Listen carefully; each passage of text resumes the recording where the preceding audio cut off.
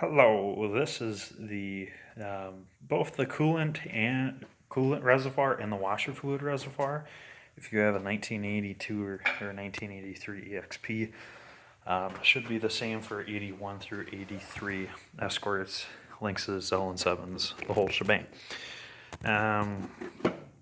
Like I said, this houses both. In this little pocket sticks a tube from the radiator. Makes it kind of the overflow and the reservoir. You're always supposed to have a little bit of coolant in there in case the system needs to draw any out of there. And then this here is the air bleed for that chamber. And then separate from that chamber is the washer fluid reservoir. So I'd take the cap off. That's what it looks like inside. You can see here that they're two totally different stored things. We'll put the cap back on. So how do you remove it? Well, there's a screw over here. It's got an 8mm head on it. You undo that, and it allows it to draw kind of freely like this. That's the only screw you need to remove. Once you do that, it takes a lot of angling. You have to lift it up some and pry it out some, depending on what your car is like.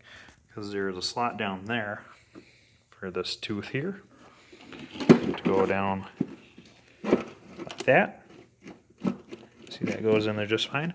But you also have to fit in this tab and through this slot, like so.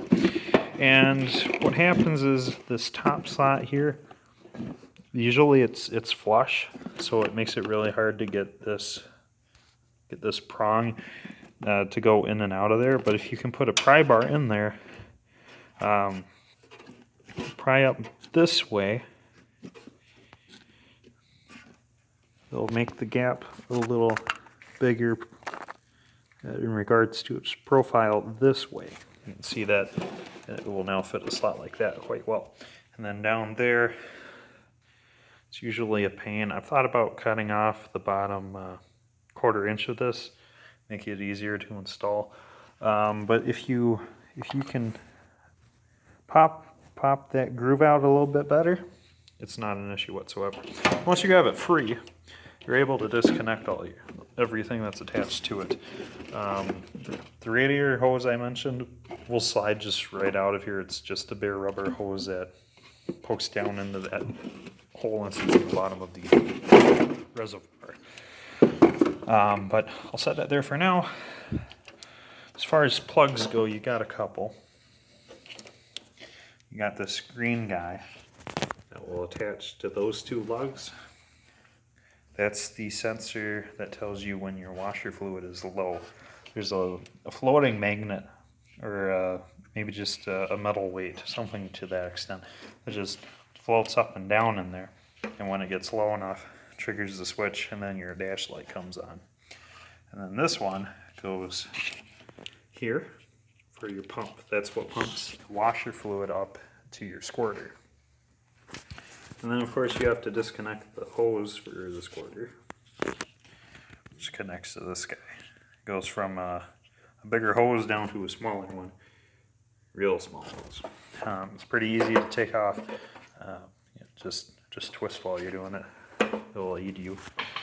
And then if you have to pull this hose off, like I do, because I'm going to repaint my entire engine bay and I don't want that painted the same color. So down here, this is where the hose goes. It goes underneath the engine support, right past the strut tower, and into this hole in the water trough area. You can see that. And then the hose has a rubber coned shape around it, which will keep water and stuff from going through the hole with the hose. It also serves as its own grommet, so then the hole in the sheet metal doesn't cut the hose. Move down the line a little bit, right underneath the wiper motor. It is the hose itself is taped to one of those plastic retainers in there. So you have a few options. Either you can pinch this guy, you can pinch it and it'll pop through the hole, or you can slice the tape like I did I'll still pop the thing through the hole, but slicing the tape was a little quicker for now. And I wanted to show you that option. And then you can peel it off, and the end of the hose will go up to the squirter in your hood. Since you have a 80, 82 to 83, or even 81 for that extent. And then this guy, like I said, it's attached to a squirter. All you have to do is just grab it really good, twist it off, while you're pulling, of course. But it's kind of all there is to it. I'll bring this over, we'll let you see it. I cleaned it out completely.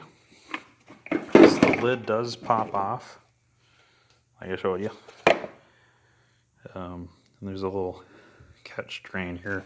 And it's always important to remember that only washer fluid goes in there, not coolant, and only coolant goes in here and not washer fluid.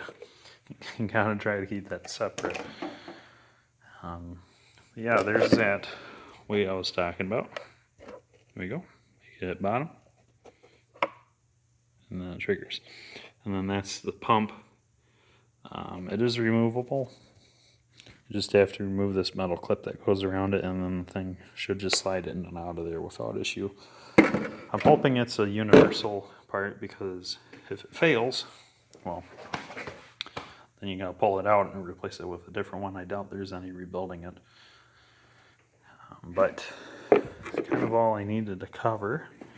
The cap, I'm not sure if it's supposed to come off like it does for me.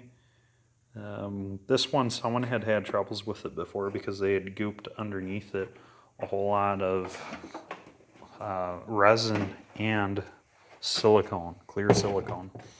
So it was quite a mess to clean up, but we got it taken care of. But we'll end it there, and we'll see you guys later.